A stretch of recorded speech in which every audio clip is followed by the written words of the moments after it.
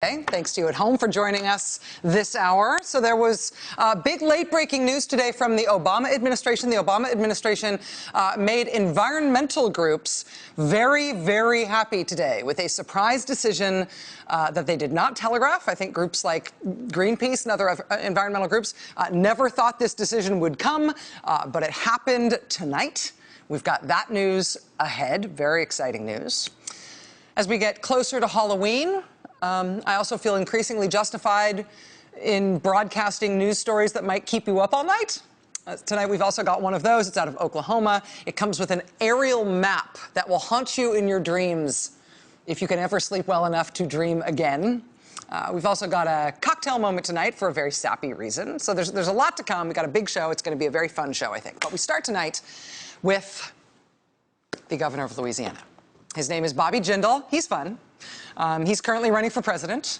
His presidential campaign is going terribly. Bobby Jindal now reporting that he has a grand total of $261,000 cash on hand for his entire presidential campaign. Governor Jindal is not on track to make it into the next Republican debate, not even close. In national polls these days, 1% is a huge day for Bobby Jindal, but 0% is a more typical day. Still, though, Bobby Jindal's not quitting. And I got to say, the incentives for him to get out of the race or stay in the race may be about to change, because Bobby Jindal is about to lose his current job as governor of the state of Louisiana. It's not his fault. It's just time.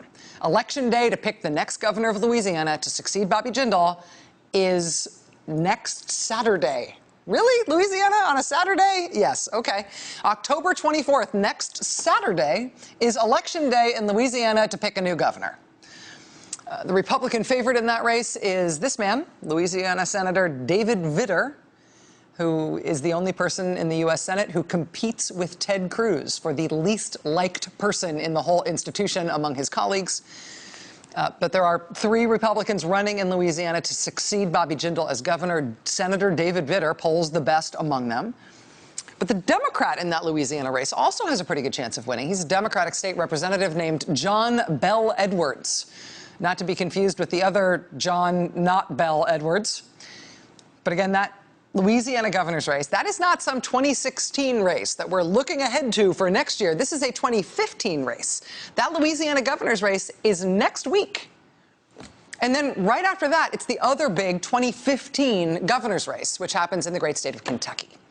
And Kentucky we think of as a reddish state. Kentucky's at least, in the South. But Kentucky has a Democratic governor right now. That's part of why Kentucky's had this great turnaround in a good way in all its health care numbers. The uninsured rate has dropped through the floor in Kentucky like it has almost nowhere else in the country. That's because even though there is a Republican legislature there, there's a Democratic governor there who has been Mr. Obamacare, pushing his state to accept every possible thing they could from Obamacare, and it has just had tremendous results in that state. So it's just been really interesting to see Kentucky have this Democratic governor, Steve Beshear, over these last couple of years. But Steve Beshear may not be a Kentucky outlier. Kentucky may be about to elect another Democrat to replace Steve Beshear as governor. The Democratic candidate for governor in Kentucky in this election that happens in just a couple of weeks, it happens November 3rd, the Democratic candidate is Jack Conway, who is the state's attorney general right now. He also, I have it on good authority, he is also the bone structure model that they use for finding a good jawline when they want to cast a classic politician in an after-school special. Jack Conway is already a statewide elected official in Kentucky. He's got great name recognition. He's run for a bunch of stuff already, but he is already a statewide elected. He's the Democrats' candidate for governor. The Republicans' candidate for governor is Matt Bevin. Matt Bevin is not an elected official, not a statewide elected official or elected in any other way. He did run for Senate against Mitch McConnell in 2014. That was kind of a disaster for him. You might remember him as the guy who went to a cockfighting rally and gave a big speech about how cockfighting ought to be legal in Kentucky. And then afterwards, when he was called on it by the press, he said he had no idea that was a cockfighting rally. He's quite sure it wasn't. Well, now he's the Republicans' candidate for governor. And today, the Matt Bevin campaign did something really strange. I've never seen this before in a gubernatorial election. I've never seen this actually before in any major election. But what they did today is they released their own internal polling on the Kentucky governor's race to show the public what their own private data says about how Matt Bevin is going to do in that governor's race. And the data they released shows that his own campaign believes that Matt Bevin is going to lose that race. This is a weird thing. I mean, this is kind of like a political operations weird thing, but it is a really weird thing. I mean, public polls come out all the time. Public polling comes out showing a candidate doing very poorly. You know, that's embarrassing. The candidate has to come up with some explanation for that and kind of bear that public embarrassment. Ask Bobby 1% Jindal how that kind of thing feels with public polls. But in addition to that public polling that everybody sees, candidates also in big races tend to hire their own private pollsters to give them secret but true information about how they're doing in whatever race they are running. And usually in a normal campaign, they would only release that secret data publicly if the candidate looked bad in the public polling, but the private polling told a much rosier story. So a campaign might say, oh, sure, all the public polls show our guy getting swamped. They show our guy's a lost cause. But look at this private polling we just did at the candidate's family reunion. Aren't these numbers great? Look, he's going to win. Look at these numbers instead. That's how it goes in a typical campaign. You keep the polling private unless it tells a shockingly good story. That is the opposite of what just happened tonight in Kentucky. Tonight, the Matt Bevin for Governor campaign released their own internal polling showing that their candidate is losing to Democrat Jack Conway. So that's weird. It's hard to get your head around why they might do that, but a lot of things are hard to get your head around from Kentucky right now. I mean, Matt Bevin was also the gubernatorial candidate who did a joint campaign event this month with Rand Paul. Right? Rand Paul is the Republican senator from Kentucky. He's also the Republican presidential candidate this year. 2 hours after the Rand Paul campaign announced that Rand Paul and Matt Bevin would be doing a joint political event in Kentucky, 2 hours after that announcement, Matt Bevin went on local radio in Kentucky and announced that if he had to vote for president today, he'd vote for Ben Carson. What? And then just a couple days later, he had to show up for this sad little event with Rand Paul and pretend he'd never said that and pretend that they were, you know, moving Kentucky forward together or whatever. So things are tough and things are weird in Kentucky right now. I mean, they're tough for Republicans heading into this election in a couple of weeks. Even after that election is over, whatever happens to good old Matt Bevin, next year, Kentucky Republicans have been really worried about the fact that they've got one of their U.S. senators up for re-election. And instead of focusing all his efforts on trying to get re-elected, that senator is spending all his time now running for president. And his presidential campaign is going very poorly. I mean, not Bobby Jindal poorly, but poorly. Rand Paul spent almost twice as much money as he brought in this past quarter. The head of one of his super PACs had to resign to go face federal criminal charges in Iowa this week, which derived from an Iowa scandal in the last presidential election in which the Ron Paul for President campaign apparently bribed a state senator to get his endorsement in the Iowa caucuses that year. Rand Paul's dad, the former Congressman Ron Paul, had to go personally testify in that trial in Iowa this week. He said he thought it was all a conspiracy against his son and the Paul family. I mean, things are tough for Rand Paul. He has got that going on. He's got money trouble. He's averaging below 3% in the polls these days. His presidential prospects do not look bright. And each new bit of evidence supporting the futility of the Rand Paul presidential effort, it ups the pressure on him at home that he should drop that apparently futile effort and instead focus on trying to keep hold of his Senate seat. Maybe that's doable. And Rand Paul keeps insisting that, you know, he can do both. Nothing about him running for president is hurting his Senate re-election chances. There's no reason he should stop running for president. There's nothing about his presidential run that puts his Senate seat at risk. But then came news today about his FEC filings. He had to turn in his FEC numbers just like all the other candidates did this week.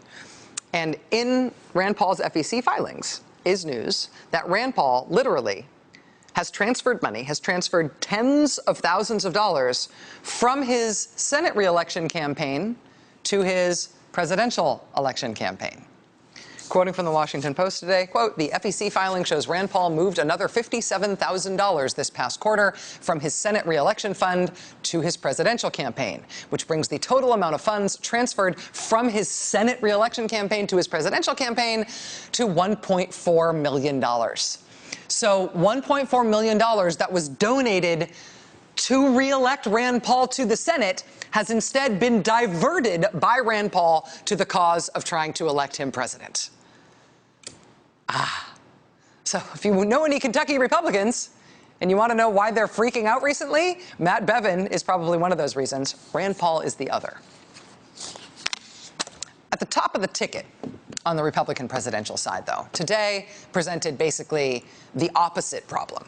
At the top of the Republican presidential field today, their problem was too much enthusiasm, too much interest. The Donald Trump for President campaign today, it appeared somewhat inexplicably, planned a rally in Massachusetts. Massachusetts is not a typical Republican stomping ground in presidential campaigns for a reason. But maybe the Donald Trump campaign knows something that we don't, because they planned this rally in Tingsboro, Massachusetts, for an elementary school auditorium with a capacity of 1,800 people. They received 4,000 RSVPs for people who wanted to attend this event tonight. This is people lined up outside, hoping for a chance to glimpse Donald Trump on his way in. Donald Trump just absolutely mobbed in Massachusetts, of all places, tonight. Mr. Trump also today picked a particularly exquisite fight with his main Republican establishment rival, Jeb Bush. And he picked it basically unsolicited. He volunteered this incredibly controversial line of attack in response to what was honestly a very open-ended, almost solicitous question from Bloomberg News. Listen to the question and then listen to his answer.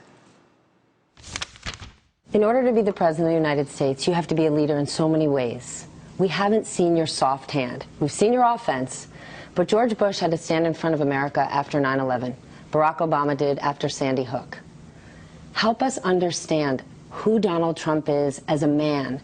I need to know that you will make us feel safe and you will make us feel proud. I think I have a bigger heart than all of them. I think I'm much more competent than all of them. When you talk about George Bush, I mean, say what you want, the World Trade Center came down during his time. If you look at Sandy Hook, you can't blame George Bush for that. He was president, okay? Don't blame him or don't blame him, but he was president. The World Trade Center came down during his reign. Technically true. Also something that Republicans in particular, and most people generally, don't tend to talk about. But right on cue, it set Jeb Bush off like a rigged slot machine. Jeb Bush's response, quote, how pathetic for Donald Trump to criticize the president for 9/11, the president meaning then President George W. Bush. Quote, we were attacked and my brother kept us safe. I mean, even though this is uncomfortable to talk about, Jeb Bush surely has to be aware that the first three words of that last sentence and the last three words of that last sentence probably do not belong in the same sentence. But that is uncomfortable to talk about, and that is not something that usually comes up in polite politics. It never comes up in polite Republican politics, but Donald Trump is not polite, and he is a different kind of Republican. And if his strategy so far is to get establishment Republicans absolutely apoplectically furious with him, so they denounce him publicly, and then he basks in their hatred while the whole exercise just further pumps up his poll numbers among Republican voters, well then, these comments about George W. Bush being president when the 9/11 attacks happened, these comments may be the apex of that strategy, because you can tune in to every single Sunday morning TV show on every network this weekend if you want to see establishment Republicans absolutely lose their mind over this latest thing that Donald Trump said, specifically to make them lose their minds. So that's what has just happened on the Republican side. On the Democratic side, check this out. Democrats have had their one debate so far, right? Next time they're all going to be on stage together is not technically the next debate. It's a forum, which MSNBC is going to be hosting. I'm going to be the moderator of that event. It happens on Friday, November 6th. That event is going to be held at Winthrop University in Rock Hill, South Carolina. And this morning, the South Carolina Democratic Party started making tickets available to the public for anybody who wants to come to that event live and sit in the audience in South Carolina on November 6th to see Hillary Clinton and Bernie Sanders and Martin O'Malley, to see this next Democratic forum that I will be moderating. They put the tickets on sale at 9 o'clock this morning. By 9:05 this morning, every single one of them was gone. The whole thing was sold out. They completely sold out the entire event in 5 minutes. And so, if you're looking for a barometer of interest and enthusiasm on the Democratic side of the presidential race, that's kind of an awesome measure of that. If you wanted to get a ticket and you were not able to because they went so fast, this news is probably sad news for you. If you're me and you're thinking about being the moderator of that forum, that news is kind of gulp, right? It's slightly daunting. Never mind. But you know what? It does prove that people are psyched. People are that into what's going on the Democratic side of the presidential race. And that all happened between 9 o'clock and 9:05 this morning, which is before the huge news that happened on that very issue later on today. And that is next.